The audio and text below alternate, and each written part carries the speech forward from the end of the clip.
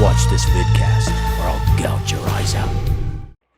Welcome back, horror hounds, to Ghostman and Rivera's Horror Show podcast.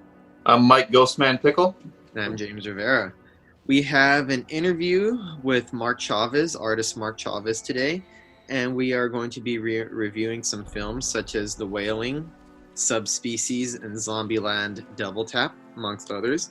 But before we get to that, we have to get to Horror Show news. Jamie Lee Curtis to direct Blumhouse horror movie Mother Nature. David Arquette signs on to do Scream 5. Issa Lopez set to write and direct Lady of Tears for Blumhouse. David Lynch's short film Fire has made its way online. Don Mancini teases new Child's Play series. And the movie The Forever Purge has been pulled from Universal's release schedule. Oh darn. The first thing that we wanted to discuss is Jamie Lee Curtis. Curtis actually owns Comet Pictures, and they signed a 3-year deal with Blumhouse for movies and television. This was reported to Deadline. The first project that they have coming up is Mother Nature. It's an eco-horror film about climate change. Ooh. Curtis is set to direct. Curtis said, "I'm 61 and my motto now is, if not now, when? If not me, who? I'm excited to have a creative home to explore my own ideas and others. Jason and his team have made me feel welcome. Comet is ready to bring these stories to screen life." Jason Blum had this to say: "Jamie is a force of nature and was a real partner for Halloween. So it's both an honor and incredibly apt that she's making her first feature film as a director with Mother Nature." Do you think this stuff like this was planned from the beginning when she first signed that deal, or you think she signed the deal for the new Halloween movies and then kind of is capitalizing on that success to, try other things in her career? I have no idea if they planned it out, if that was part of the idea from the get-go, but I imagine Jason Blum is a very savvy guy. He's known for talking to a lot of stars and just getting projects off the ground from talks. I imagine he and Jamie Lee Curtis probably had some conversations, came to some deals, and came to an agreement on this. I think it's pretty cool because Jamie Lee Curtis is one of the is the Scream Queen. She's the original Scream Queen. And when you think about her place in the horror genre with Halloween and all the 80s slasher films that she's in, as she got older, she kind of started to steer away from the horror genre, and she started branching out. She's like in movies like True Lies and A Fish Called Wanda. And she's a wonderful actress. She deserves to act in every type of film that there is. But I find it cool that she's going back to Halloween and directing a new horror movie now. It seems like she's digging back into her roots as a horror icon. Yeah, that's why it seems this is like an incentive. It seems like an incentive for the original deal because, Jamie Lee Curtis isn't just going to sign on to 3 new Halloween movies unless there's a really good reason. And I bet these incentives are part of the reason why she decided to do that. So good for her.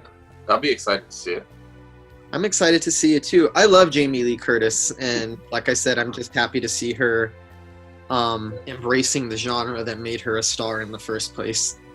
We reported last week that Neve Campbell was in talks to do Scream 5. She still isn't confirmed yet, but David Arquette is. Arquette has become the first original cast member to sign on to the Spyglass produced sequel. David Arquette says, "I am thrilled to be playing Dewey again and to reunite with my Scream family, old and new. Scream has been such a big part of my life, and for both the fans and myself, I look forward to honoring Wes Craven's legacy. Let's hope." And Spyglass is aiming to begin principal photography later this year in Wilmington, North Carolina, when safety protocols are in place. And of course, like we mentioned before, Kevin Williamson is returning as the writer, and he's also executive producing. And the film will be helmed by, as we said before, Matt Bettinelli-Olpin and Tyler Gillett from Ready or Not. Wow, I'm surprised that David Arquette was the first one to sign on. But then again, he has such a big history with this franchise. I don't think David Arquette would be who he is without Scream. So this one's going to be interesting. It's going to be a little bit tricky because, we all want Courtney Cox to sign back on because, of course, Dewey and Gale are such a big part of the franchise, and their relationship, their awkwardly mismatched chemistry is part of what made them such likable characters. They met on the set of Scream and became a thing, but they are divorced now. So I wonder if that's going to pose any problems for the filmmaking. I think they'd be able to put it aside. I don't think David Arquette seems like he's going to care too much. Yeah, from what I've heard, they get along for the most part. Oh, cool. So even if there's some awkwardness, maybe it'll work for the movie. You never know. They might try to write elements of their real life relationship, how it is now, into the script. And so much. And I believe the last one came out in 2011. But when the new one comes out, a decade has passed, and a lot could have happened with those characters in this decade. The thing that makes me feel good about this is Neve Campbell did it, and so did David Arquette. They mentioned Wes Craven's legacy.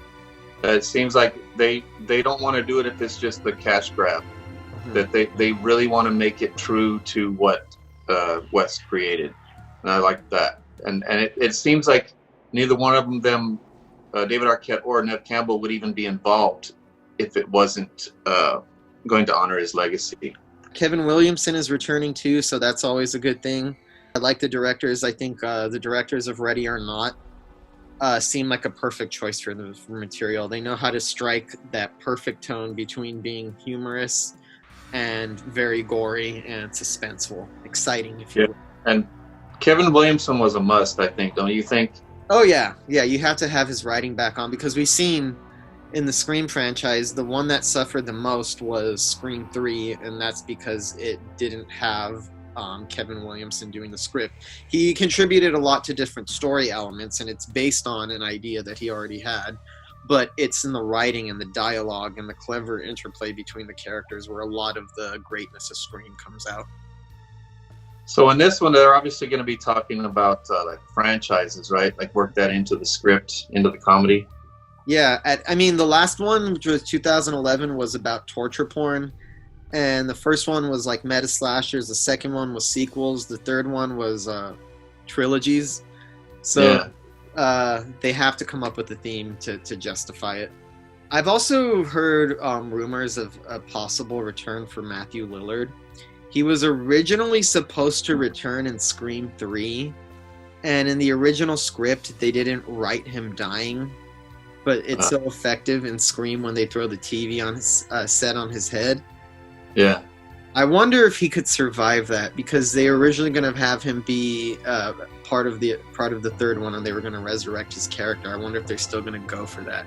If Kevin Williamson had done part 3, there was talks that Matthew Lillard would have been involved. Well, Matthew Lillard has been actively talking about it, right? Like showing his interest in coming back. So yeah, he wants to do it.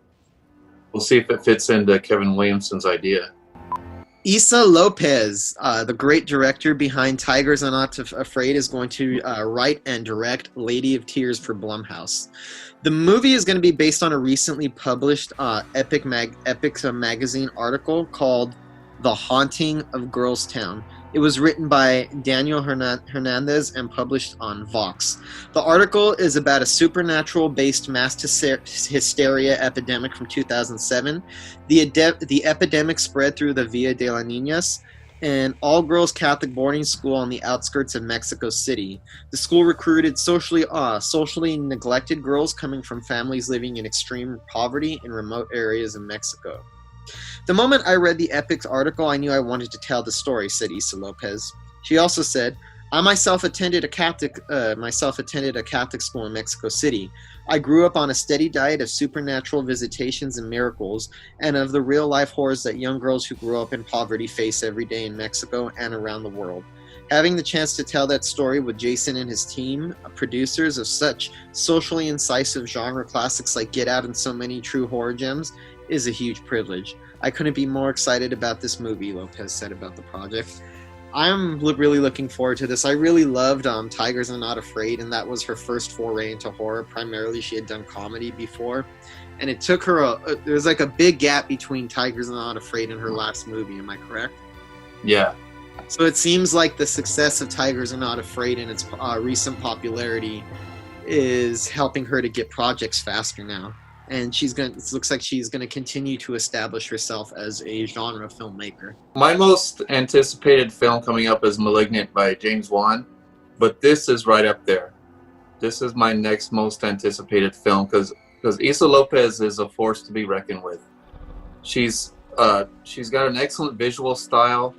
She has this way of integrating emotion into the narrative, and then also the supernatural. So I'm really excited that it's not only a true story, which adds another layer to the story, it also gives her an opportunity to weave even more supernatural elements into the story, and I can't wait to see her do that.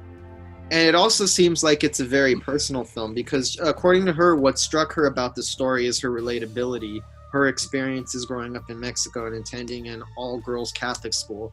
And we saw how authentic Tigers Are Not Afraid was in its depiction of culture. So I imagine this is just going to be as incisive, maybe even more so, because the material seems like it's even closer to Issa Lopez's heart. Yeah, and I haven't had a chance to check into it. I'm going to, though. This sounds like the premise to Deliver Us from Evil. Mm-hmm. It's the Scott Derrickson film. It's the one he did after he followed up Sinister with that one.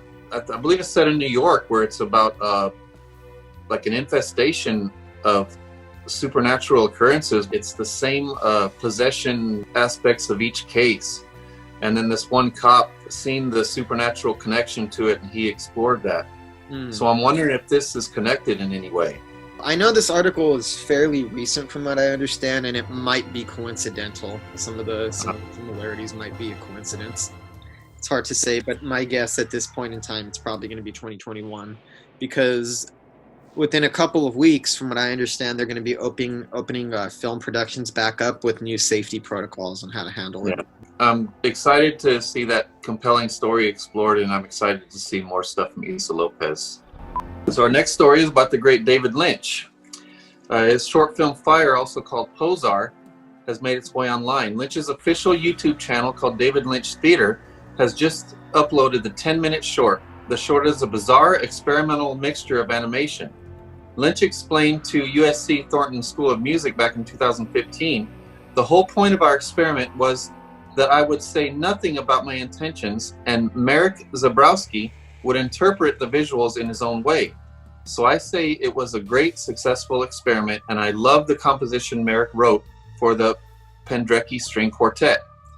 And then Zabrowski, the musician, says, I thought it was a very melancholic film in a certain sense, and also very poetic. Without trying to be too explicit, I tried to illustrate further what David was doing. For example, there is something that looks like a hailstorm, and I used a lot of pizzicato. But I also used a soaring melodic line to add a lyrical element to it. Did you watch it yet? I haven't seen it. I did watch it. It's very bizarre and it's very, very entertaining. I feel like it's a throwback to his early short films from the beginning of his career. I don't know, like if you've seen like the short films of David Lynch, like Six Men Getting Sick. Yeah. They were more like pieces of art that were moving paintings, because before David Lynch was a filmmaker, he was a painter, and he wanted to get paintings that moved and had sound. So he started creating paintings that were very crude, but with a little bit movement, a little bit of sound, that slowly evolved into filmmaking over the years. But this is a return to a more primitive early style of David Lynch. It's creepy, it's weird, it's inexplicable. In other words, it is prime David Lynch. Not as funny as the recent What Did Jack Do? I don't know if we talked about that. Yeah, we talked about that.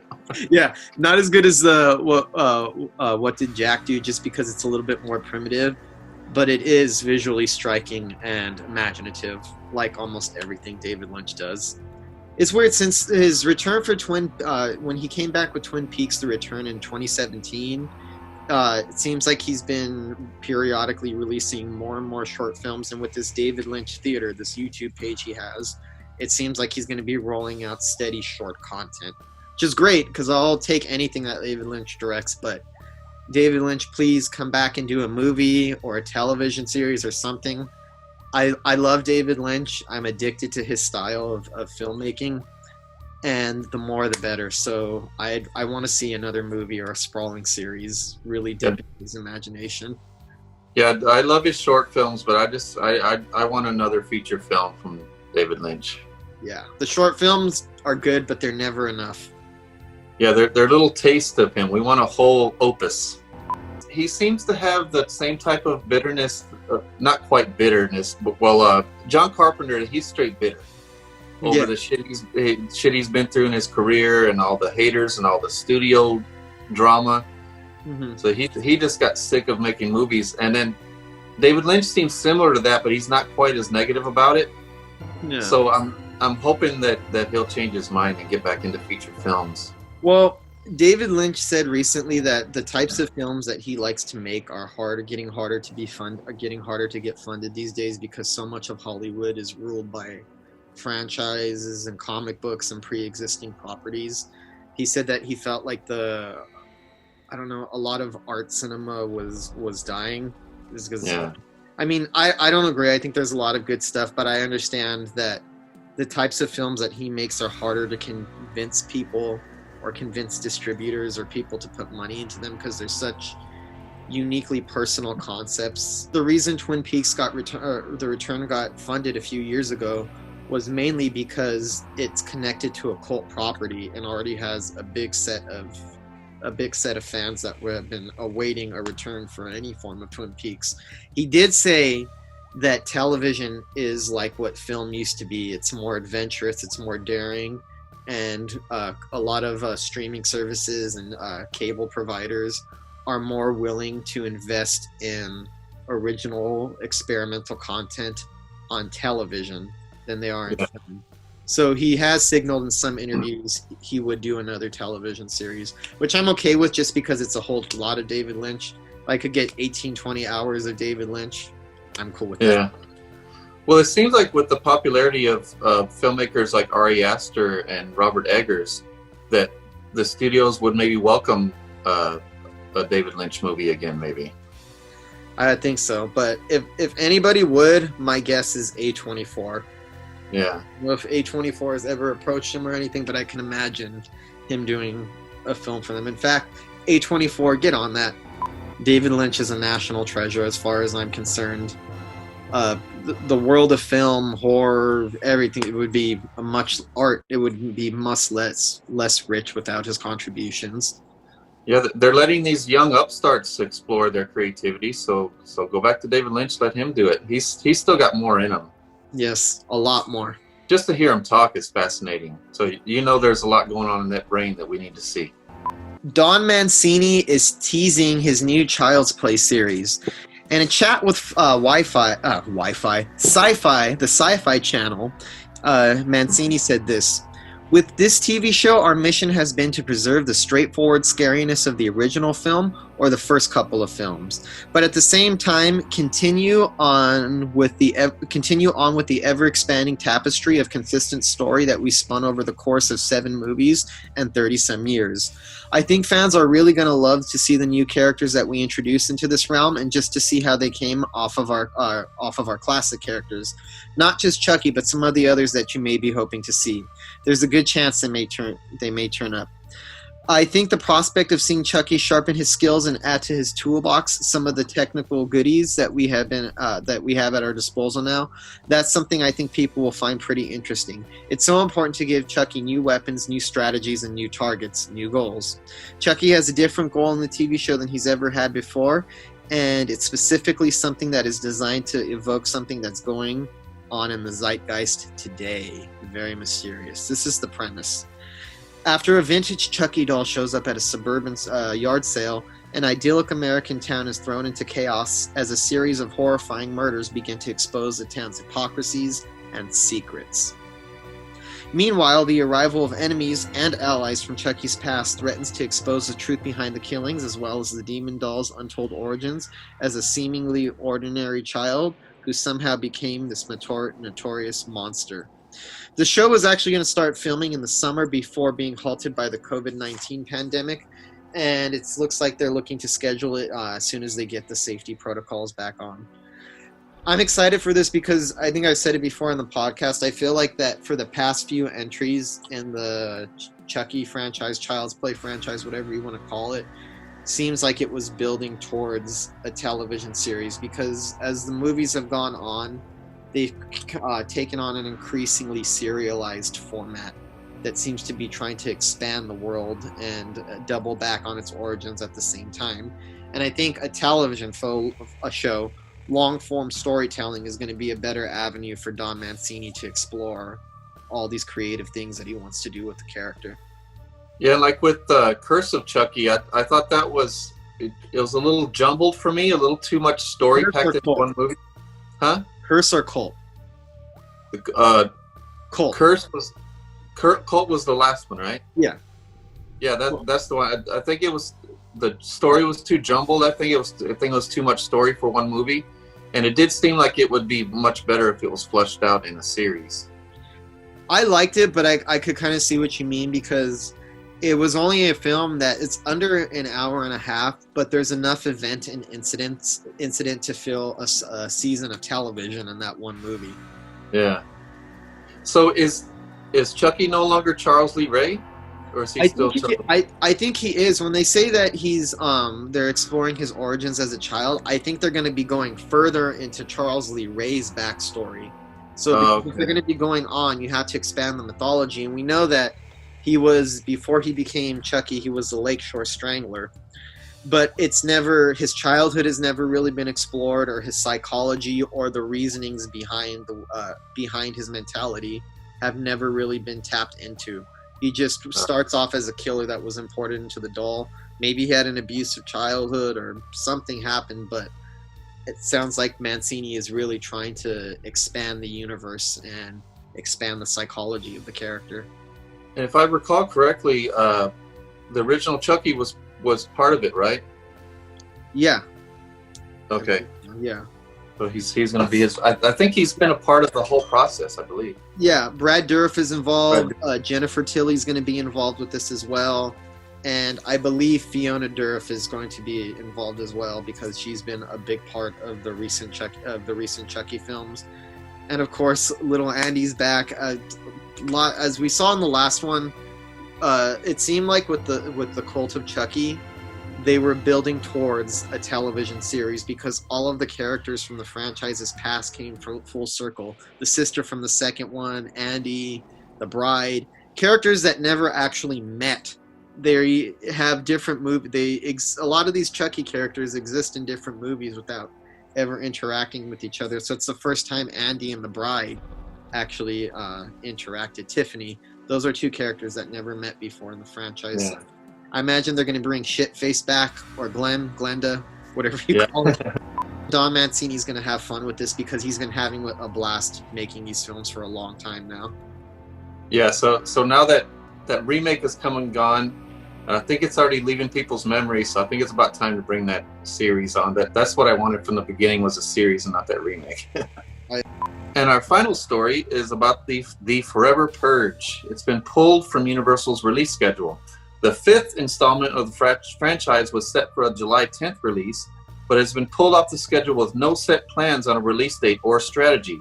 This news comes in the wake of the USA channel canceling of the Purge TV series after only 2 seasons. Levin Rambin, who starred in the second season of HBO's True Detective, will star alongside Will Patton, Cassidy Freeman, Ana de la Reguera, and Tenoch Huerta.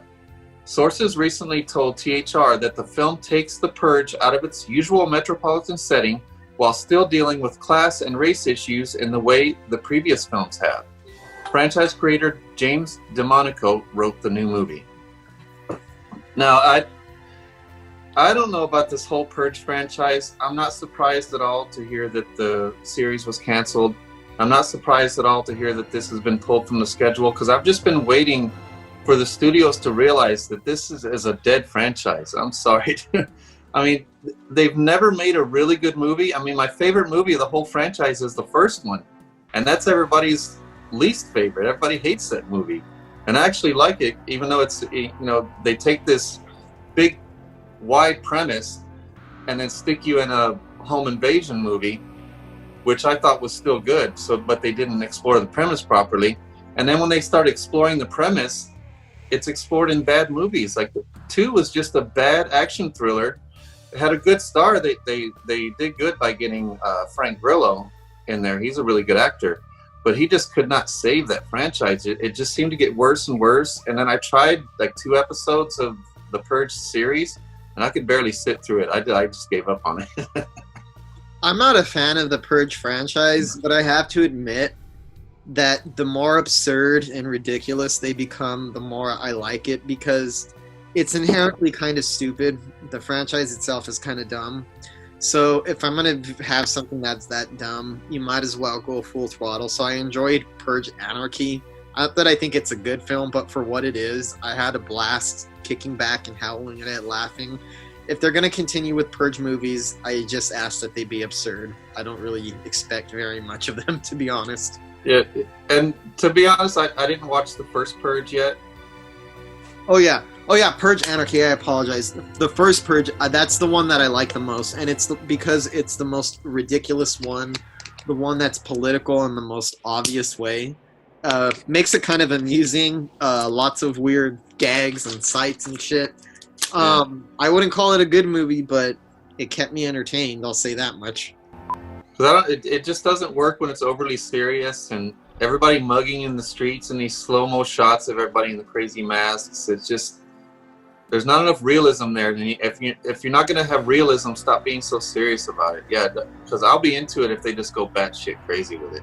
It's a premise ripe for exploration, even though it's kind of a dumb premise. But Hollywood needs its horror franchises, because horror is such a cheap genre to produce that if it's not the paranormal activity, if it's not Saw, then it's the Paranormal Activity movies, and once those franchises runs dry, the next one to milk is The Purge. Yeah. But The Purge seem to run out of ideas on the second movie, and they keep going to 5. Yep. It's going to be like the Fast and the Furious movies. Yeah. The Purge is like the Fast and the Furious of horror. Yeah. Well, since you say that the first Purge is the craziest one, I'll go ahead and watch that and give it a chance then. Mm-hmm. I mean, don't expect a lot, just to be entertained by the absurdity on display. Okay, maybe that'll make me a little more excited for this number 5. All right, so next up on the podcast, we have an interview with Mark Chavez. From Disco Bloodbath. Enjoy. Horror show exclusive. Today we have Mark Chavez on the podcast. How are you doing today, Mark? Good, thank you. A little under the weather with allergies, but other than that, I'm good. Oh, How are you guys doing? We're doing pretty good. Awesome. So, you're an artist for Disco Bloodbath, just to let everybody know. Mark makes 3D art prints of various horror films. Really eye-popping stuff. Yeah, and if you're watching the video version of our podcast, you can see it all behind him. He's got The Shining right there. He's got Scream, Killer Clowns from Outer Space, and he's been doing this for a handful of years now. Yeah, about 5 years now. Professionally, about 5 years, yeah. Yes. Well, before we get started, how are you handling your quarantine situation? How's the lockdown going for you?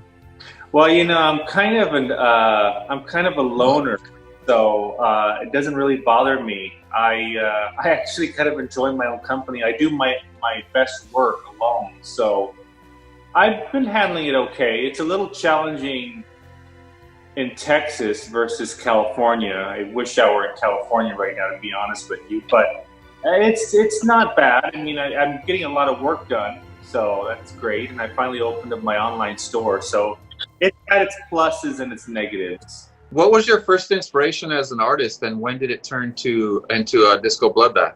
Wow. Well, it's funny. I remember as a kid, I would my mother and my father worked for the mayor's office here in Houston, Texas, and they worked a graveyard shift. So I was left with my grandparents a lot. So I would work in the early 70s. There wasn't any real creative outlet other than just what you had in front of you. So I would hit the 5 and dime stores and make little collages on the floor.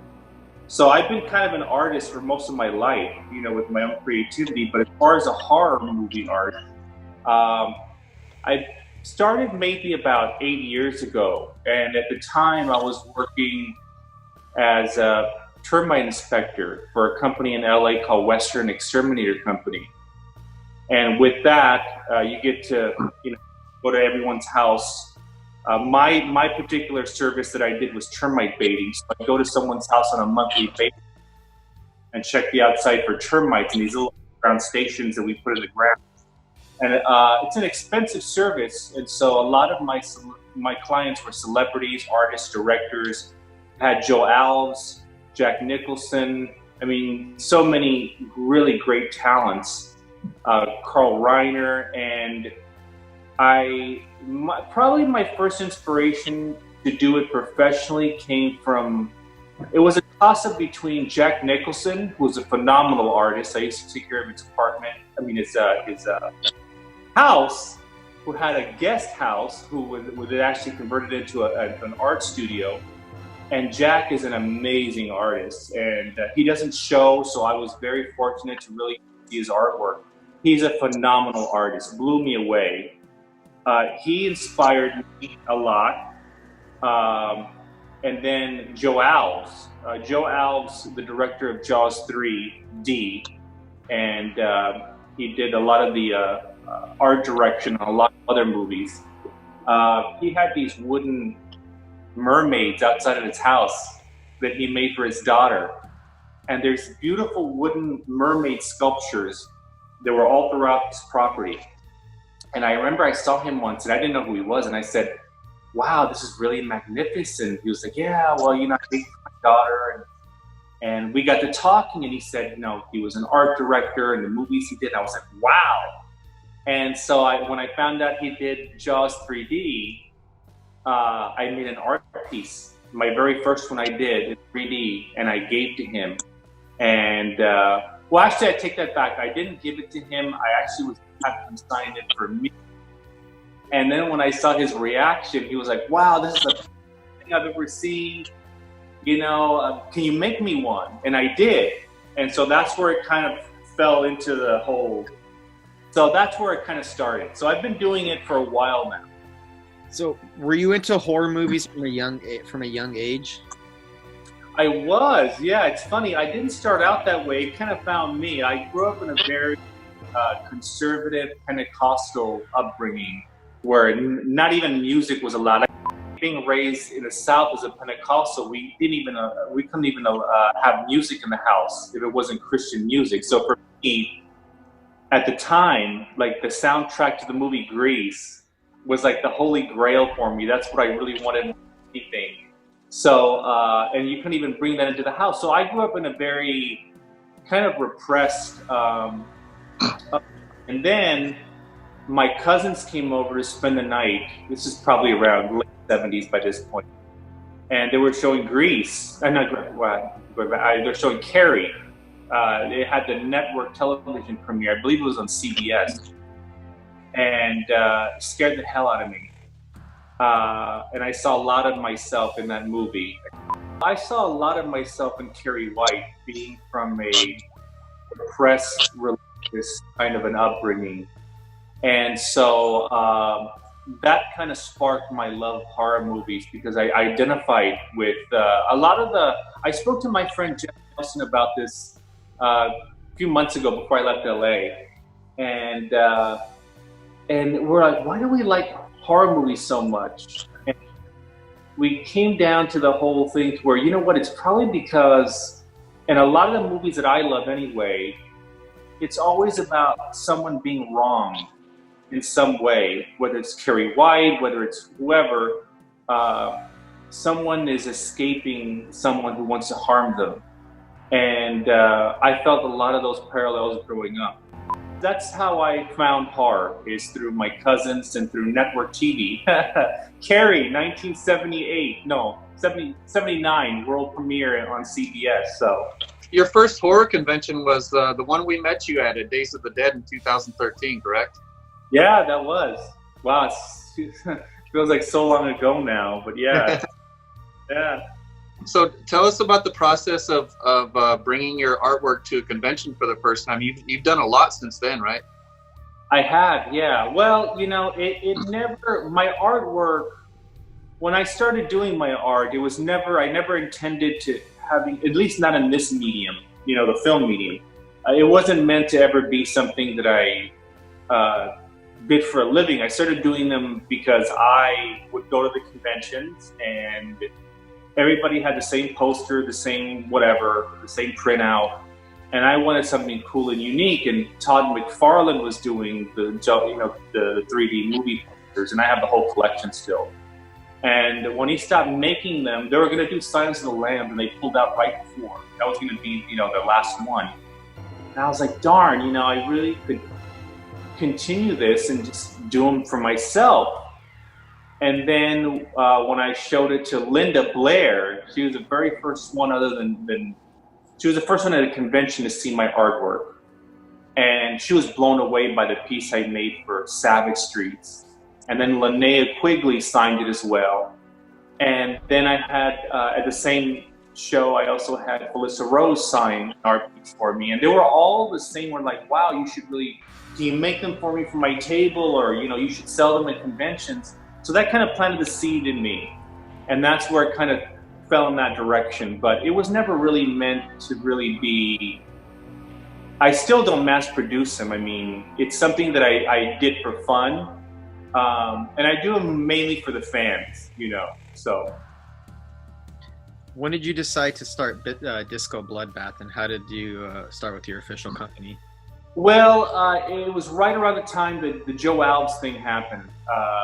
I didn't know, I was working as a termite inspector for about 13 years. And I didn't get Joe Alves until probably the last 3 years that I worked for the company. So we're talking about maybe 2000, maybe around 2015 or 16 is when I met Joe. And that's when it became something to where I thought, well, I could really do something with this. And then right before that show, Days of the Dead, literally about 6 months before, I was like, darn, I need to get a business name. And that's where Disco Bloodbath came. And Disco Bloodbath actually came from, people think it came from the book. There was a book called, and I never knew that, it was called, it was based on the New York Club Kid. It was called Disco Bloodbath, I forgot his name. But no, that's not where the Disco Bloodbath came from. Prom Night.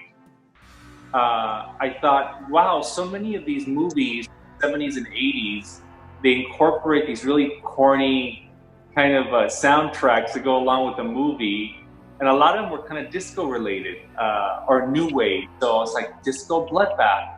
So that kind of, but I never really knew about the book, so I really can't say that I got inspiration from the book because I didn't even know it existed. So it was totally, I thought Disco Bloodbath was a totally original name. You started working with artist Scott Grauer on some of your pieces. So yes. When did you start working with him, and are you collaborating with any other artists? Yeah, well, actually, Scott was an amazing artist and an amazing friend, and he was doing it fun. He did a doodle on Barstow. What is his name? I'm sorry, I can't. Salem's Lot, and he kind of doodled that. Yeah, Barlow. Is that it, Barlow? And he was doing it on his iPad. And one day he surprised me with this print, and I was like, "Wow, I'd love to do a 3D print of it." He said, "Well, sure, that's why I made it." So I made this really cool 3D print, and then, and that was the only one I did with Scott. But then I also did. I collaborated with a great artist who's a great friend of mine by the name of Eric Schwartz. The Art of Horror is his company name. And I collaborated on him for a piece for The Shining and for Nosferatu. So those are the two that I've done with him. And I love it. I love collaborating with other artists. I absolutely love it. I've done some art pieces for myself based on other artists' work. But if it's not like a movie poster, like one of these that's kind of massively produced, I try to always get the permission from the artist. But even with that, like, for instance, with this is my concept. I don't really take from a poster other than just the title. But this is what I love to do. I love doing original pieces like this that aren't really based on a poster. They're more art. You can see I add blood in there. So each one is more unique and one of a kind. So that's what that's what kind of fuels me. There are other 3D artists out there that just take an image and slice it and do it, 3D, and they project it. Me, I love to interject some art into it. So that's what I kind of like to do. And this is actually one that I'm about to announce on Instagram, but this is one that I collaborated with Eric Schwartz. This is his image. It's a beautiful image. It's a great seller. And actually, Ryan Turek owns the original of this. So, could you describe for the audience who can't see what that piece of artwork consists of? Oh, this one, yeah. Yeah. Well, this is Eric Schwartz's print that he made. He made this for The Shining, a show that they did at the Bearded Lady Mystic Museum in Burbank, and it was a group show for The Shining, and he did this print here. And which is like I told you, Ryan Turek owns the original. Ryan Turek from Blumhouse, and Eric and me became friends. And I asked him if I could do a few prints of this in 3D. And what I do is I printed out the image, and I put it on foam board, and I just outline it. And then what I do is I like to use as many recyclables as I can for the projection. I have friends of mine that stockpile all kinds of stuff, bottle caps, all kinds of stuff. I love to use recyclables. I don't like to throw anything out. So what's projecting this image right now is just pieces of foam board that I kind of stack together. Instead of throwing them away, I use them to project. And then this is a box that the blue box just kind of goes beautifully with the image, So yeah, that's how this one came about. And I'm about to add some blood splatter to the inside because, like I said, I like one unique and different. And then I did this one. This is based off of a French poster for the movie Scream. And this is a really great, highly dimensional piece because I add blood splatter running down, as you can see. And this was not the U.S. version. This is the French poster version. And as you can see, it's a little more sexual. It's got her with the bra open and with sitting there with the. So it's a lot more sexual, but it's a beautiful image. And I love to. I like to just try different things. If I have to do another Halloween, it's like I'm going to pull my hair out. I'm sick of doing the same thing over and over and over. Everybody wants Halloween. And I love to do things that are like maybe based off of a foreign poster. I do a lot of those. Just to interject a little originality in some of this. How much of your art is commissioned and how much of it do you just do yourself? Well, I would probably say before quarantine, I was probably about 5% commissions and 95% conventions, and then Dark Delicacies, which we can go into later if you want to. But they also sell my art pieces at Dark Delicacies. So I didn't ever sell online. I was adamantly against selling online for the longest time. The main reason being is that I really felt it was important to support those shows, like Midsummer Scream and Palooza and all of them, that a cult classic that I was doing in Bastrop, Texas.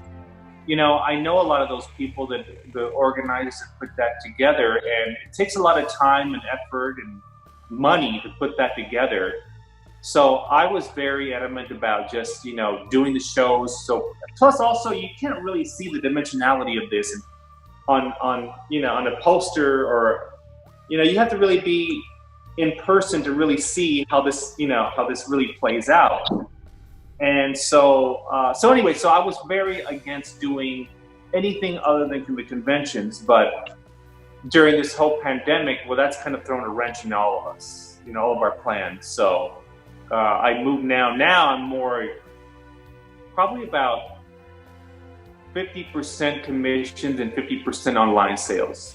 So, yeah. And I don't like to do a lot of the same thing more than once or twice. I'll make a series of some pieces, and I'll add my own little, touch to each one of them.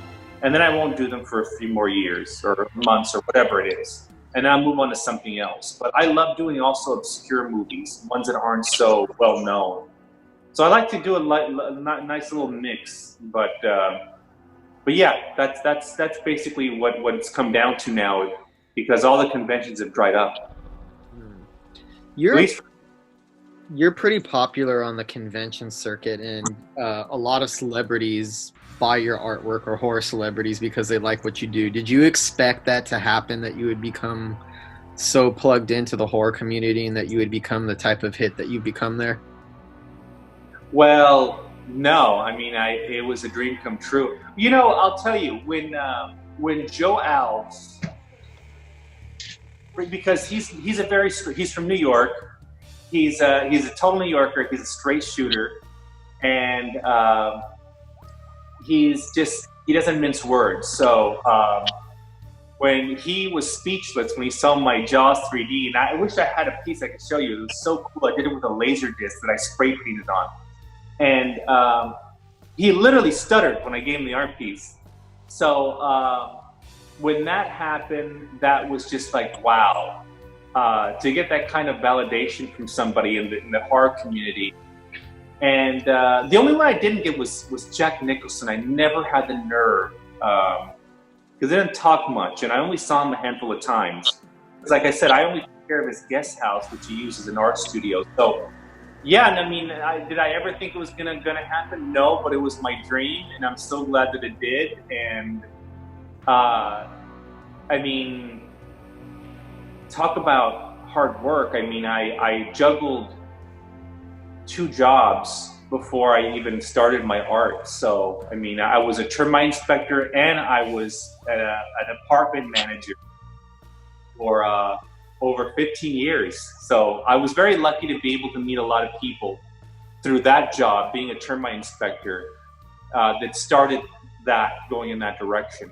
But no, I mean, I never thought it was going to turn into what it did, and I'm so lucky that it did. So, I mean, art pieces for, gosh, John Carpenter owns some art pieces, just to brag a little.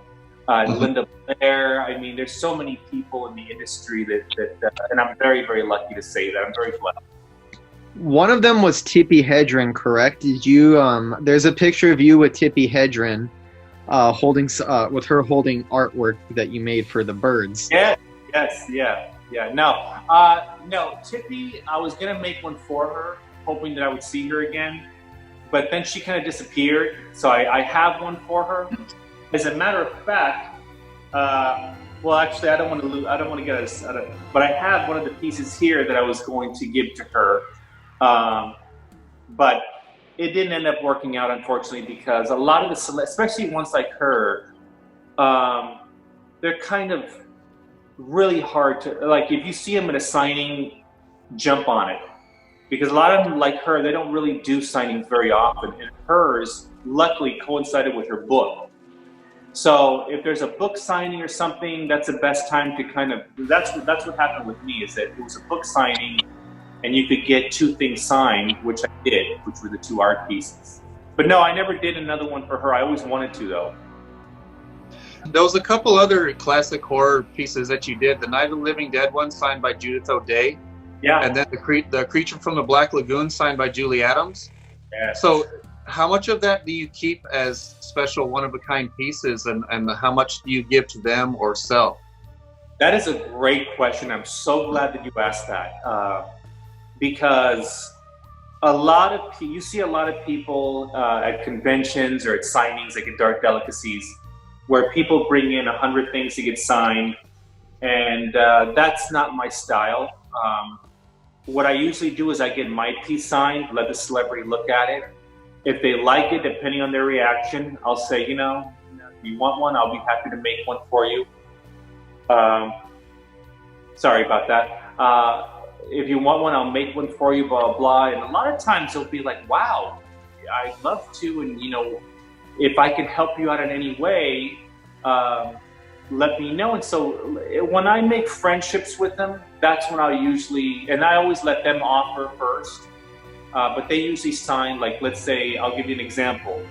Paul Lynch, the director of Prom Night, I met him through my friend Armando, who works over at the Newark Theater. And they were having a screening, and he invited me to show some art pieces there, and I presented Paul Lynch with one. And we became friends, and he signed a whole series for me. He signed a few posters for me. He signed, so I'll get them signed, and I'll if you know, to sell. If whoever the actor, director, producer, writer, whatever the case may be, gives their blessing. But yeah, no, I have my own, like Julia, since you mentioned Julia Adams, she signed approximately about 5 art pieces for me, 3D ones, and I've only sold 2 of them. So, you know, 2 of them I really want to keep, and I have kept. You know, I don't want to let go. Some I just can't part with. And so it just depends, you know. But no, I have some that I have my own greatest hits that I keep for myself. Yeah. You're working on something from Mick Garris right now, am I correct? Yeah, well, actually, I just finished a line I made one for Nick for Sleepwalkers and The Stand. And I was going to make a larger, because he's got a small one of Critters, and I was going to make a larger one for Critters. But yes, among others. Yeah, I just did one for Greg Nicotero for Dawn of the Dead. There's a UK Billboard poster that he always wanted a rendition, and he could never get it. And so he sent me some artwork, and I was able to pull it together. And I made him a really cool art piece for Dawn of the Dead. So yeah, no, those are so much fun to do. One of my favorite pieces of yours is the Night of the Demons piece. It's signed by Linnea Quigley, has 3 figures from the film within the box with props and stuff at the bottom. How did that come about, and do you still have that? I do still have that one. Yeah, that's one that I actually. That's another really good one that you brought up, because that movie, I am good friends with the director, and to Linnea and Amelia. So I'm very lucky that they have always been very supportive of my art. So they sign pieces for me all the time to keep and to sell. But no, I still have that one. I thought about selling that one, but the problem with that one is as you know, that one has the Angela figure, and that one's really rare to come by. And even though luckily I was able to score 2 of them, I can totally make another shadow box, but that becomes something to where the expense becomes too big to where, is anybody really going to buy an art piece? You know, worth $600-700 because the figure's worth $200, you know, by itself. But no, I still have it, and it's one of those pieces that I just. How did it come about? Well, when I realized that I had 3, meaning I had Stooge, and I had Suzanne, and I had Angela. I thought, well, I need to do something epic. So what I did is that for the 2-piece. That Scream Factory came out with Stooge and Suzanne, they have a backdrop of a fireplace. And what I did was I took that backdrop and I cut it in half, and I put it in the shadow box, and I put Angela behind it, so you could see, it looks like a whole fireplace behind them. And then what I did and as far as the little embellishments I put on the bottom of it, that is a little harder, because the little beer bottles, and the boom box and all those little things, I never plan any of those things. If I'm at a flea market or if I'm at a hobby store, I'll see something and I'll be like, wow, I can use that one day in a shadow box. I'll give you an example. Those boom boxes, I found those, believe it or not, at the 99-cent store. They were part of a Transformers kind of a toy that came with a little boom box.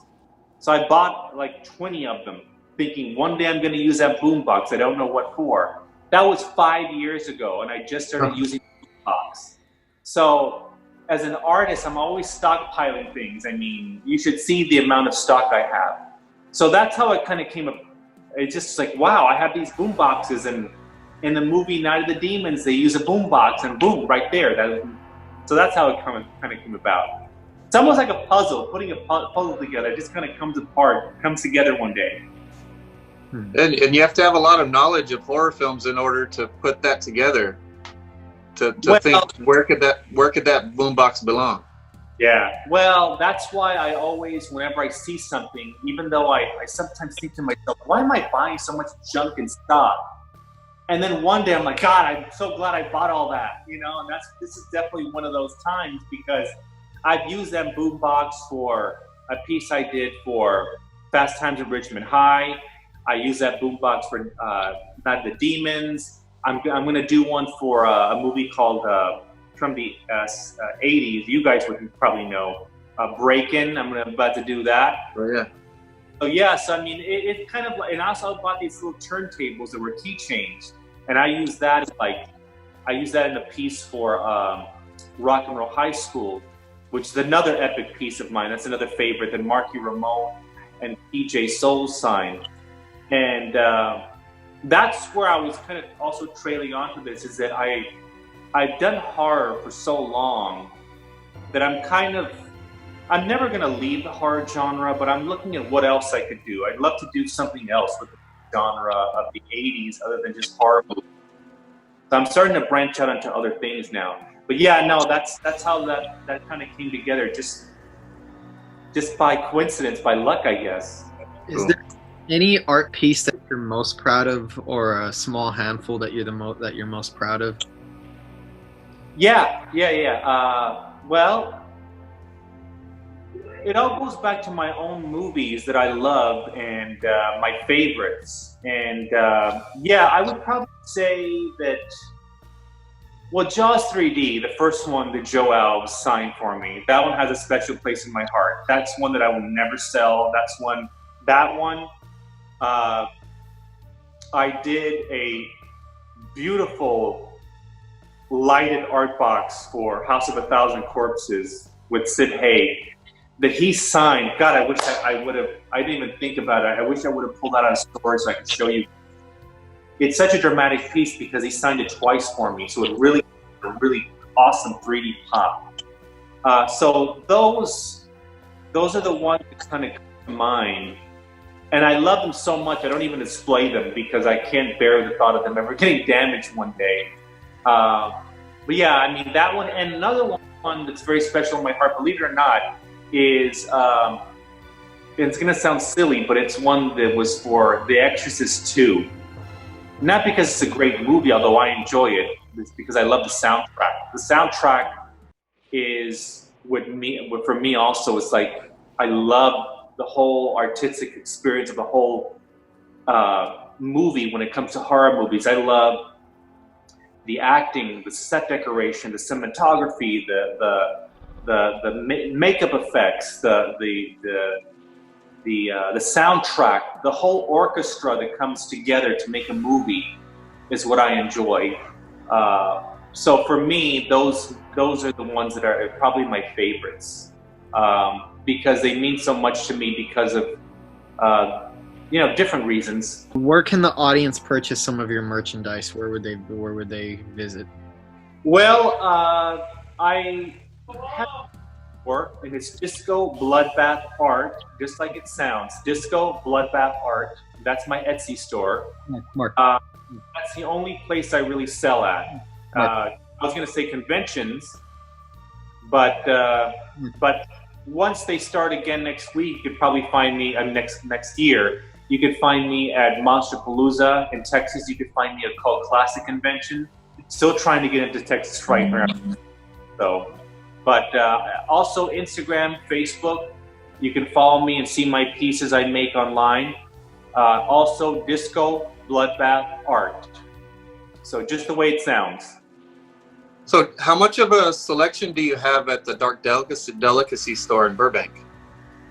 Well, I focus mainly on the smaller pieces there because, Sue and Dell have limited space in their store and they have such variety. So they're lucky enough to give me a showcase, and luckily I do pretty well at Dark Delicacies, and I owe them a lot. I mean, to say that I owe Dark Delicacies so much for all of the success that I've had, pretty much, because they've really, I mean, talk about, you couldn't have a better support system than Sue and Del. They've been amazing. So they highlight my artwork, and I would probably say before I left LA, I gave them a pretty nice stock of wide selection. So they have big pieces, which are more like the $200 range, all the way down to maybe around $40, $50. So they have a pretty good range there. So and the same thing with online. Online, of course, I have a much better selection, but only because of the fact that I have more, access to a lot of stuff that I have in storage too. I have a lot of art pieces that I was going to debut at the conventions that aren't happening anymore. So if you guys want some art pieces, head over to Etsy store, because that's where you can purchase most of them. Cool. We'll put a link to your Etsy store, and also give people information about Dark Delicacies and all that, and let people know how to browse your art and how to buy it. And we'll also display some of the artwork that we're talking about. We'll display out throughout the interview so that people can take a look at it. And everybody, check out this guy's artwork.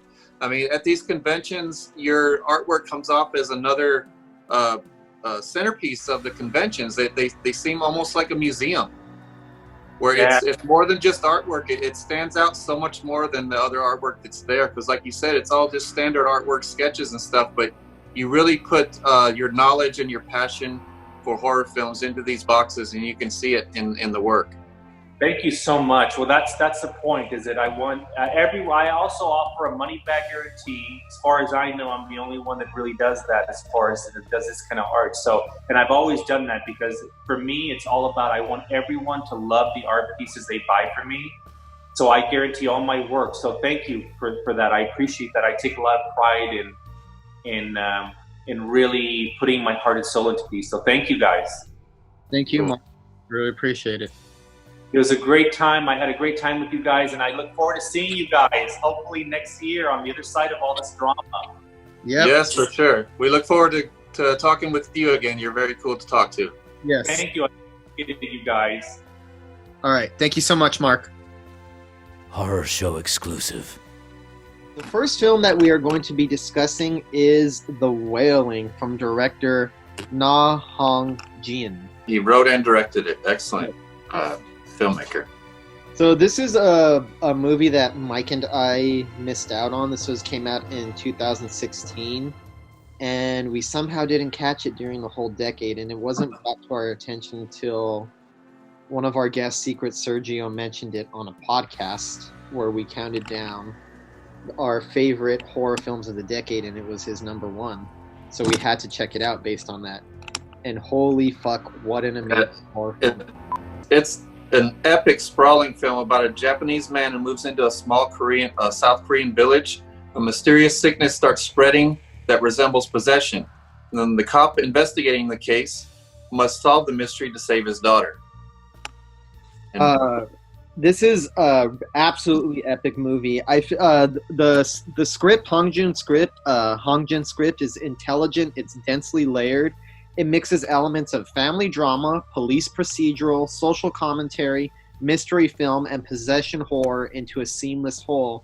And it makes it seem like all these disparate genres that never really come together. It seems like they were always meant to mesh, and it makes it feel like one thing. Also has elements of zombie film, not as much as the other, but traces of zombie films are weaved throughout it as well. It makes a lot of American horror movies look very timid, even some of the greatest ones, because as I love The Witch and I love Hereditary. Neither of those films attempt to do as much as The Wailing attempts to do.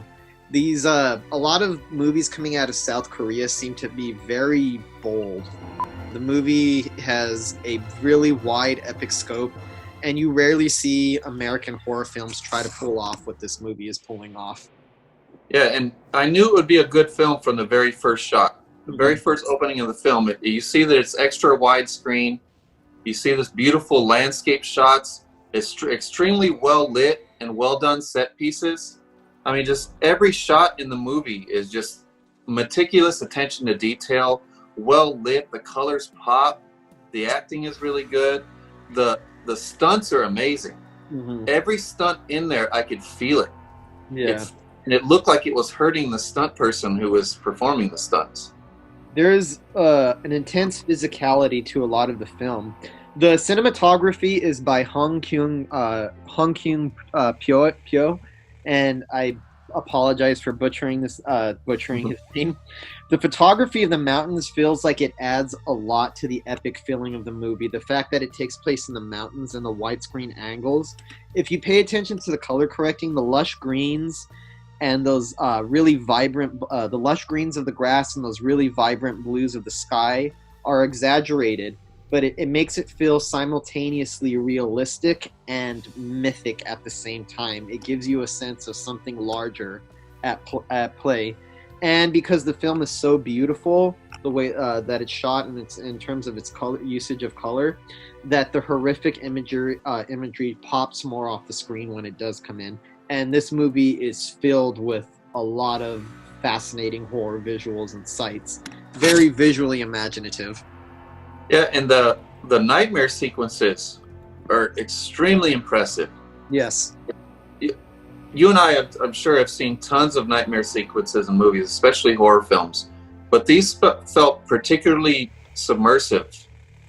Like I could really get into them as if I was dreaming as well. Like usually when a nightmare sequence comes up, you say, oh yeah, this is a nightmare sequence. But this, you're in the head of the character when this nightmare sequence is playing out. And you feel everything that he feels. It's a weird kind of connection you have to these dream sequences that you don't usually have. Mm-hmm. Because for a while you can't tell if they're dream sequences, because what's happening in real life is so nightmarish that it could well be hard to discern what's real and what's not. I think it has probably one of the best sequences or set pieces of any movie of the 2010s, and I'm talking about the dueling exorcism scene. Yes. Oh, God, that scene really blew me away. There's intensity to it in the way that it's edited. It goes back and forth between a shaman who has been hired to try to get the demon out of the little girl, and a Japanese stranger who is facing persecution from the entire town. And the movie switches between the perspective of the shaman trying to exorcise the demon out of the little girl's reactions, and the Japanese stranger performing his own ritual. And the intensity builds throughout the entire thing. It's a marvel of very meticulous editing. It starts off very slow and it builds and it builds and it builds until you feel like this real physical anxiety coursing through your body. And its use of sound is a big part of what propels that scene, because the scenes with the Japanese stranger during his ritual are extremely quiet and almost very serene. But the ritual that's going on with the shaman and the little girl is fucking loud. It blares out of the speakers and it kind of jangles your eardrums around. So it keeps switching back and forth to complete silence to shattering noise, complete silence, shattering noise, complete silence, shattering noise.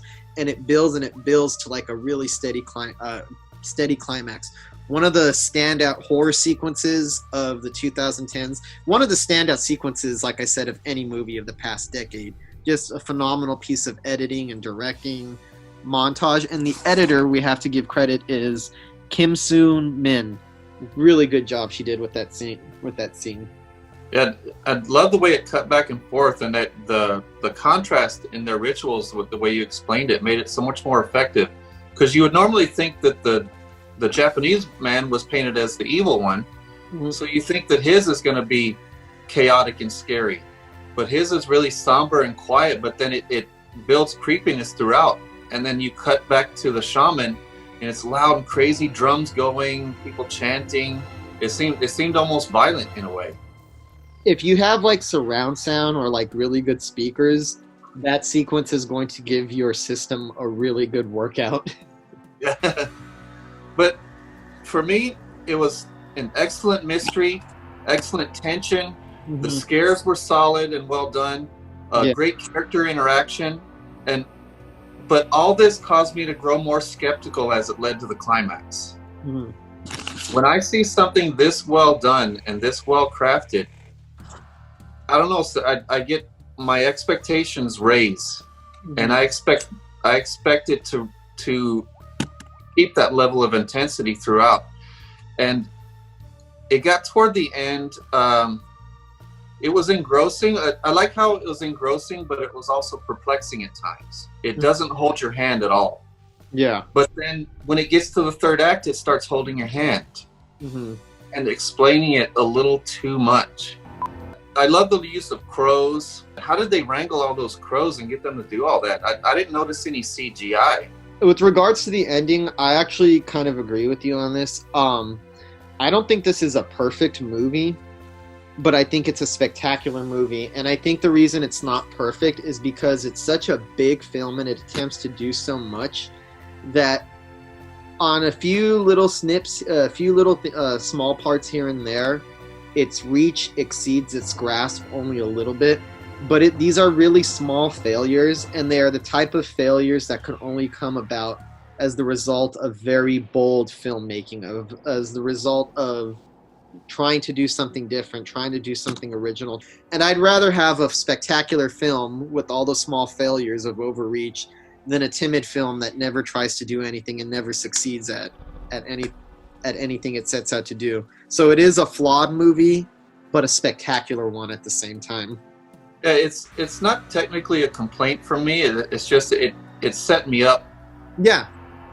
To be so much more. No, but it's a valid criticism, though.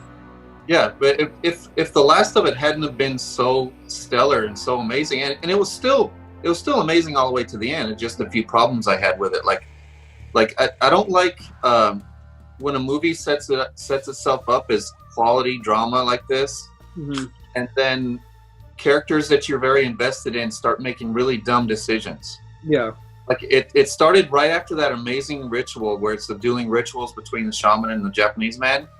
It happened right after that because all of a sudden the dad freaks out and he loses me. He makes dumb decision after dumb decision, and he goes backwards and goes away from the shaman and consults a priest just for the priest to tell him there's nothing we can do. Sorry.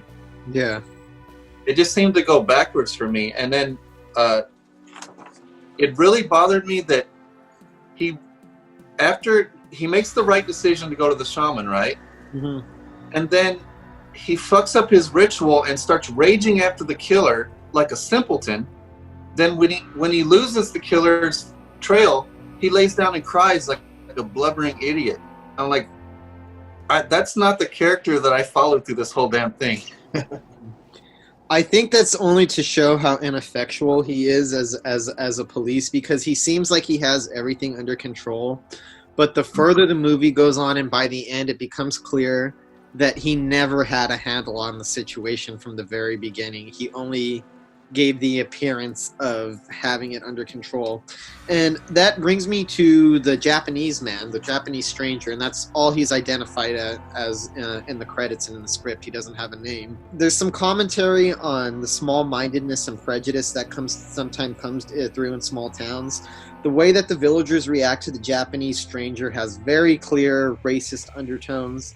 The movie ultimately punishes its characters for their judgmental nature, and their rush to judgment is what proves to be a fatal flaw in the end. The wild stories and the gossip that swirl around town regarding the Japanese stranger's behavior, stories about his blood-red eyes and vicious behavior, it's mostly rumors, but it's what leads to his persecution and to his being run out of the town. And but if they're going to show everyone rush to judgment and be so racist against them, I kind of don't understand why they became right. They weren't. We just edited out a spoiler alert in the podcast, and it's only because that's another problem with this movie, is that it's because it's so ambitious and it attempts to do so much and it succeeds so much. There's a couple of story twists where it switches back and forth a little bit too much, and there are a couple of scenes where they could have made certain characters' intentions a little bit clearer. Certain parts get a little bit muddy because it tries to switch back and forth between this person is good, no, this person is bad, this person is good, this person is bad. And by the end, you have to re-examine where all of the characters, where they align. Yeah, and then it ends on such a somber note. You know, I won't give any details, but it's a completely broken character who's just saying, "Don't worry, I'm a policeman. I'll protect my daughter." It's heartbreaking. I think it's heartbreaking. Yeah. It's almost like the inverse of The Exorcist. I feel like it owes a lot of debt to The Exorcist in terms of the family drama, because what drives the narrative is the same thing that drives the narrative of The Exorcist. It's a parent-child relationship, and the desperation that the parent feels for events that are far beyond their control, the helplessness, the sense of despair, is very similar in both films. Although I think in The Wailing, it's taken to much darker ends, where The Exorcist ends on a much, strangely enough, that movie, people forget, has a happy ending. It ends on a spiritually uplifting note and with a sense of positivity. For me, the film also had a humor to it. Yeah. Like kind of a humor and a lightness to some of the scenes. That's why I thought that's why when the ending was so somber and sad, it kind of caught me off guard. I thought it would have a little bit more of an optimistic ending, because I was left with the feeling that it's telling me that evil is always going to win because of the stupidity and confusion of humanity. And that's a very dark and negative message, but it's one that's put across very effectively. Like I said, there's too many switchbacks at the end of the movie, and some of the characters' intentions become a little bit hard to differentiate. And I think that's to the film's detriment. But even as the third act has the flaws in the script, the direction never flags. The ending sticks with you, and it's actually kind of haunting and one of the coolest aspects of the movie. Yeah, even the worst parts of the film for me were still excellent. It's basically just because the movie is so stellar, I started nitpicking at the end. So that it's really not a complaint when I talk about my problems with it. This is one of those that I was afraid would happen. You remember when we did the best of the decade list? Mm-hmm. I was afraid that I'd go back and see one that I missed and wish that I would have put it in, and this probably would have made it into my best of the decade. It's available on Shudder right now. It's a 2.5-hour film, and it's a long movie, and it's subtitled, which I really don't care if it's subtitled or not. For some people, that's asking a lot. But it's a movie that really requires your full attention. You can't sit by and watch it passively, because there's so much detail in the script, and because some of the characters' intentions are already a little bit muddled. You can't be on your phone while you're watching this, looking up and down at the screen. Otherwise, you are not going to be able to fully appreciate it. It's a very big, sprawling, demanding horror film. Yeah, and it's not only a lot to take in with the dialogue, the visuals are a lot to take in. You don't want to miss a second of those visuals, because all the way from the wide landscape shots to the little intimate one-room scenes, it all looks excellent. The Wailing on Shudder. Check it out. So the next one we're going to discuss is quite a bit lighter than that one. This one is Zombieland Double Tap. This was directed once again by Ruben Fleischer, who also did the first film, and his other highlights include 30 Minutes or Less, Gangster Squad, and Venom. And the writers also returned, Rhett Reese and Paul Wernick, who also did Deadpool and Life. And most of the cast is returning. Woody Harrelson as Tallahassee, Jesse Eisenberg as Columbus, Emma Stone as Wichita, and Abigail Breslin as Little Rock. And then we introduce Zoe Deutch as Madison, and we also get a new character played by Rosario Dawson and Luke Wilson, Tom Middleditch, and Awan Jogia. All of them were good in this movie. Great comedic performances, I thought. And in this sequel, the group is faced with evolved zombies, new characters, and Little Rock wanting to leave the nest. That's basically the gist of this one. I have a weird opinion about this movie. On the one hand, Zombieland Double Tap, as far as the zombie genre goes, it's a tried and true genre. It's very well worn. And we've seen some innovations in the zombie genre with films like One Cut of the Dead or The Girls with All the Gifts. I don't think this really brings anything new to the genre. It's not particularly original, and it's not a game changer. So this is not a spectacular movie.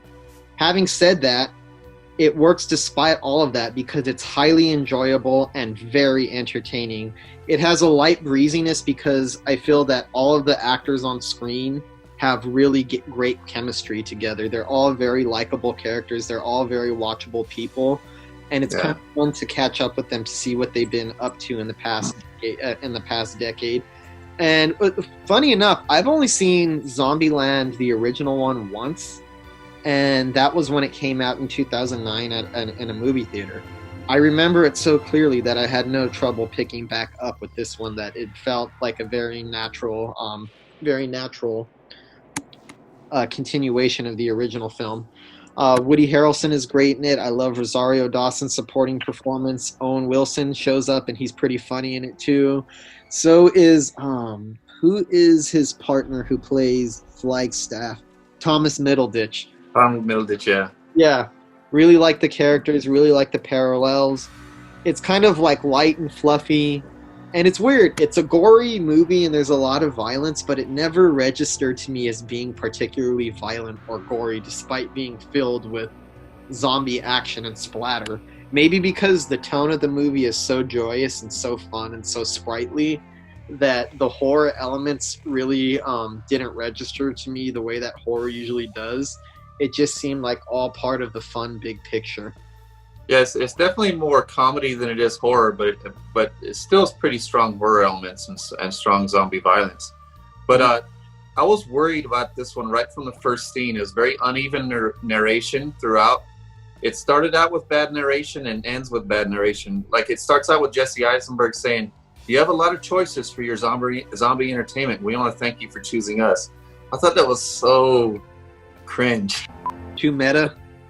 Yeah, but then just when I was getting worried about that, they have that big slow-mo zombie blasting on the White House lawn to the tune of Metallica's Master of Puppets. Like, yes, this is what I came to see. Now we're talking. I like how they illustrate the smart and the dumb zombies, and this one's definitely hammier than the first one. Mm-hmm. The first one seemed a little more grounded, but this one just seemed just kind of silly. And then just when it started to lose me, the dumb girl Madison comes in, that they meet her in the mall. And it definitely adds to the comedic energy. And for me, she's a type of character I wouldn't normally like. She's a ditzy blonde. Dumb characters like that can really be cliche, but I thought she brought something fresh to that type of character. I think it's supposed to be that type of character, and I think that's why it works, is because the character is a flat-out cliche, but it turns the cliches into such a humorous joke that you accept it more and you find it more endearing and charming than you normally would, because there's a self-awareness. The T-800 zombie, that was pretty fucking cool. When it first reanimates and you see him like shooting the shit out of it and it won't die, and did you see how it reanimates? It comes up from the ground and contorts and rises up. It's obviously a contortionist doing it. And that was very reminiscent of like Train to Busan or World War Z, of those type of zombies. It's like a fun, breezy movie with good gore, good humor, good characters. Lots of little flaws here and there, lots of things that I could nitpick. Some of the stuff is kind of cliche and predictable, but I was never bored during any of the film's runtime. And it also helps that it's a short movie, so it's edited in a way that if you don't like something going on, it's by the time your brain is forming a complaint, it's already moved on to something different, and it's probably something more entertaining. So the movie doesn't really give you enough time to reflect on a lot of its flaws because of the pacing. Yeah, it started to lose me a handful of times, and then it just brings me back. Especially with the characters like Rosario Dawson and Luke Wilson. Especially Rosario Dawson, I thought she was a great addition to it. And then right when you see the doubles played by Luke Wilson and Tom Middleditch, there's this amazing action sequences between those characters. That amazing action. I thought that was probably the best action sequence of the movie for those characters. So it was the best comedy came from that mixture of characters, and I think also the best action came from it. If I had another complaint about the movie, it's that Luke Wilson and Thomas Middleditch actually bring a lot to the movie, and they liven up the character interplay and the dynamics. that I was kind of disappointed that they were taken out so soon, that their characters are not there for the entire runtime. I was hoping that they would have entered the narrative and became a part of it because they were so entertaining, but they're funny while they're there. I thought the climax had excellent use of a tall building. Yes, it does. It was a good idea and a well-executed idea. So overall, I think it was good, even though it ended with some more corny narration. I thought overall it was a pretty enjoyable movie. I don't have much else to say about it, but I do like one thing I'm going to mention. The Walking Dead reference was hilarious. Oh, yeah. The Walking Dead and the Bill Murray part. The next film we watched was Subspecies from 1991. It's directed by Ted Nicolau, who also directed Part 2, 3, and 4, and he also directed Puppet Master vs. Demonic Toys. And this is based on the original idea by Charles Band from Full Moon Features. Anders Hove plays Radu, badass vampire. I loved the way he acted. I loved his makeup. I loved his long, gnarly-looking fingers. I loved him mixing up with Angus Scrimm in the opening scene. Tell me if this isn't correct. Doesn't that Radu, the vampire, look like the Crow if he was played by William Sadler? Yeah, he does. For me, this movie is like a perfect example of what makes the horror genre so great. Because if you took a drama or a comedy, any one of those two genres, and applied the same level of production value and the same budget, it probably would be kind of mediocre and forgettable. And it would be kind of like, you would view it as like some kind of rickety, rinky-dink drama that you throw away. But in the horror genre, a film with this production value thrives on its creativity, its ingenuity, and the makeup and the imagination that went into it. So it's a perfect example of why it's not a bad horror movie, I'm not calling it that, but why lower quality horror movies are so much better than dramas or comedies of the same caliber. Yeah, and I love how it's a mixture of, the scenes inside the castle with Radu and stuff, they come off as very gothic and horror drama. And then when the three college students show up, it becomes a little campy and like a regular fun 80s, 90s horror film. Some of the acting is badass. There's some moments where the acting is a little bit cheesy, but it makes up for it because it's tapered over with a lot of imagination. A good sense of location is another thing that helps the production value of this movie. The locations feel very authentic, and they have an old world authenticity to them that feels natural and kind of lived in. And while the makeup effects are pretty low budget, they're also very imaginative and very well executed and well pulled off. You could tell a lot of love went into all the makeup and the gore effects. Yeah, and this was actually the first American film to be shot in Romania.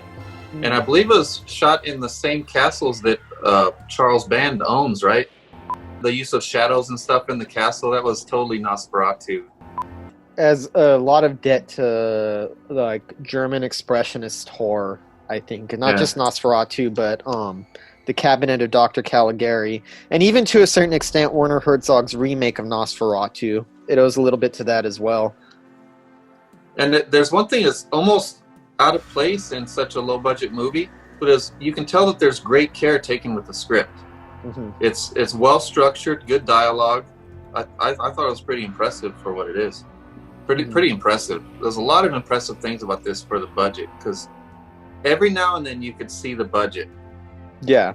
Not that much. Stylistically, I love certain parts stylistically, especially the cool parade of the townspeople. And they had these badass masks on. They're really cool designs. Was that a real parade that they were filming at? Because it seems like something that was actually happening. It seemed like it was, and because those masks were pretty elaborate, and it was quite a few people. Mm-hmm. So they either caught a real parade like that, or they really rallied those townspeople, and man, did a great job with those masks. I want to do a movie just centered around those masks. They were cool. It's one of the earliest Full Moon features. Yeah. My overall opinion of the movie is some shades of campiness, but overall pretty impressive and entertaining with a superb villain. And I see why they carried it on to 2, 3, 4, Mhm. because that's a great villain to carry a franchise. Now we're going to talk about a couple movies. We've been trying to watch the same movie, but every now and then we'll watch one different on our own. And this one I watched Night Killer from 1990, and I wouldn't ask you to watch this. I wouldn't subject you to this turd. Okay. So, it's so bad. And not so bad it's good, too. I mean, it's fun, but it's only fun because it's so bad. You know what I mean? It's not fun because it has imagination. It's not fun because it has anything quality, and there's nothing quality about this film. But it's directed by Claudio Fragasso, who also directed Troll 2, if that tells you anything. Okay. And the cover art, the slipcover art, says Texas Chainsaw Massacre 3, because the producers renamed it when they released it in Italy in an attempt to make it an unofficial sequel to get attention. They do that a lot in Italy. That's pretty common, that in Italy they try to brand movies as sequels to things that they're not actually sequels to in order to maximize profit. And it's about a man in a really bad rubber Freddy mask stalks and kills residents of Virginia Beach. That's literally it. That's it. In a Freddy Krueger mask? Yeah. Why would you do that? Yeah. This killer comes on screen and he starts killing people, and you can see the rubber mask kind of shaking around, and he's got these big long fingers, and they're, when he bends his fingers, the rubber bends. Okay. I had a rubber. Oh my god! All right. I have to question: did they have to get permission from either Wes Craven or New Line Cinema to use a Freddy mask so openly? I think the Freddy mask was so bad they didn't even have to use it, because it looks like such a mangled Freddy. So it doesn't even really look like an authentic Freddy mask.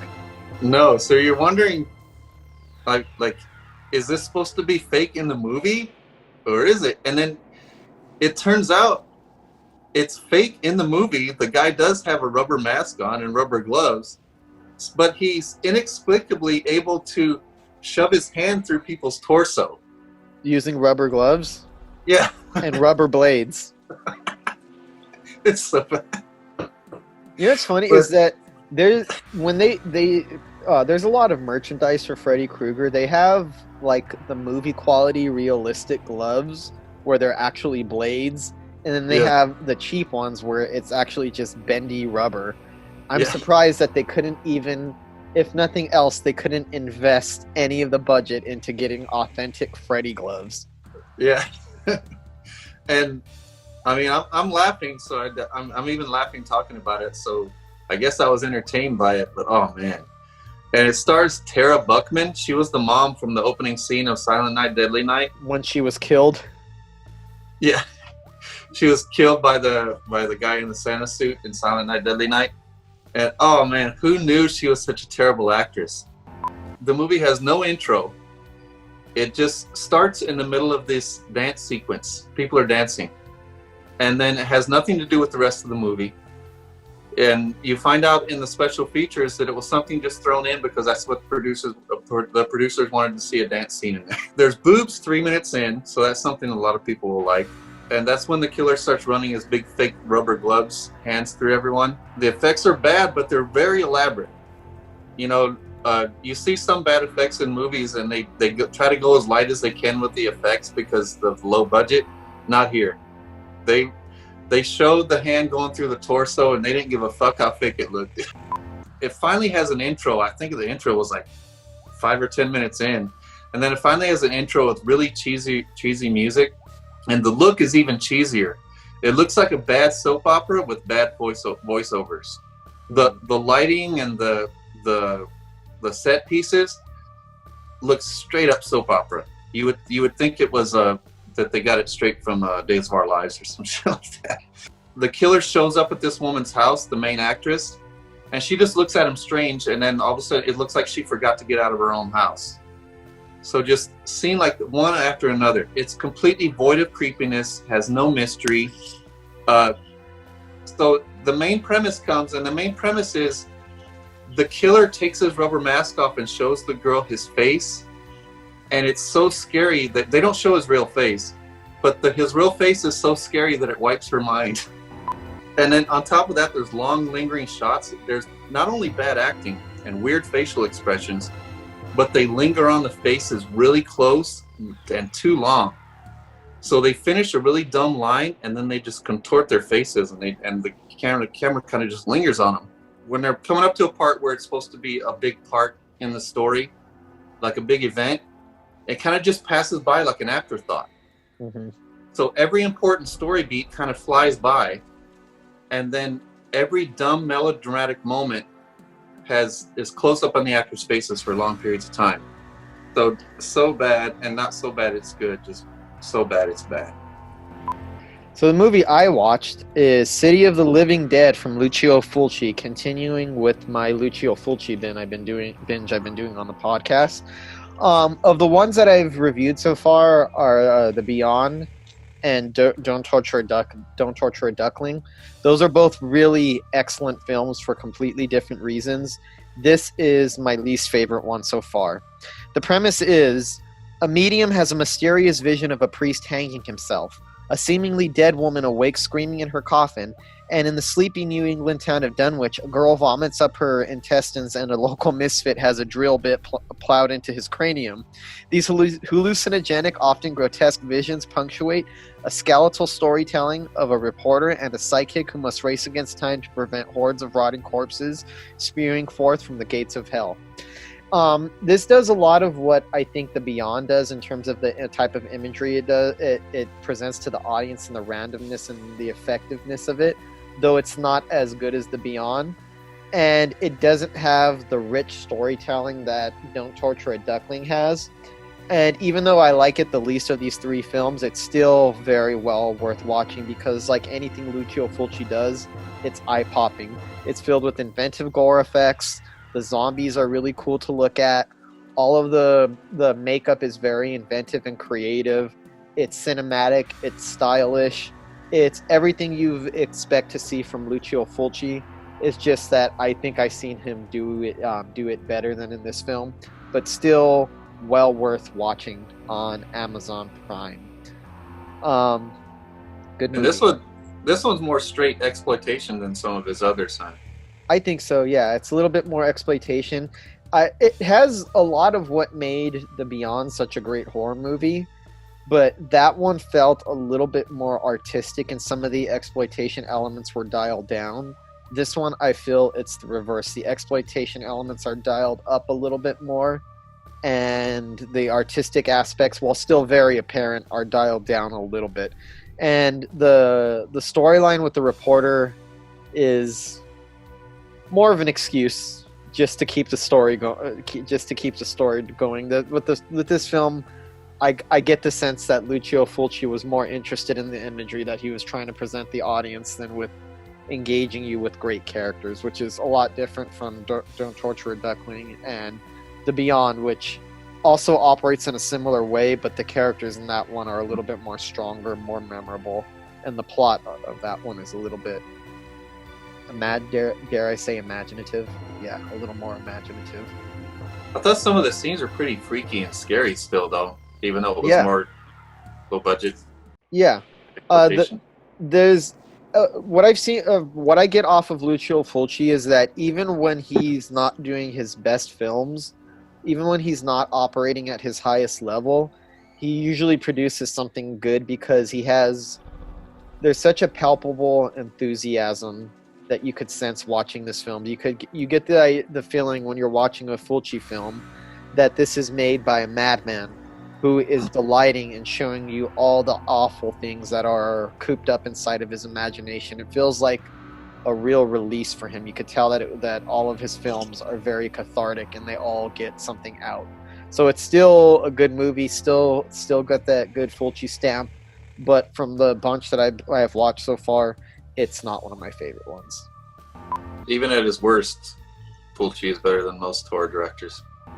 That's all we have for today, folks. We hope you enjoyed that interview with Mark Chavez and our reviews of The Wailing, Zombieland, Double Tap, Subspecies, Night Killer, and City of the Living Dead. Until next week, folks, happy horror.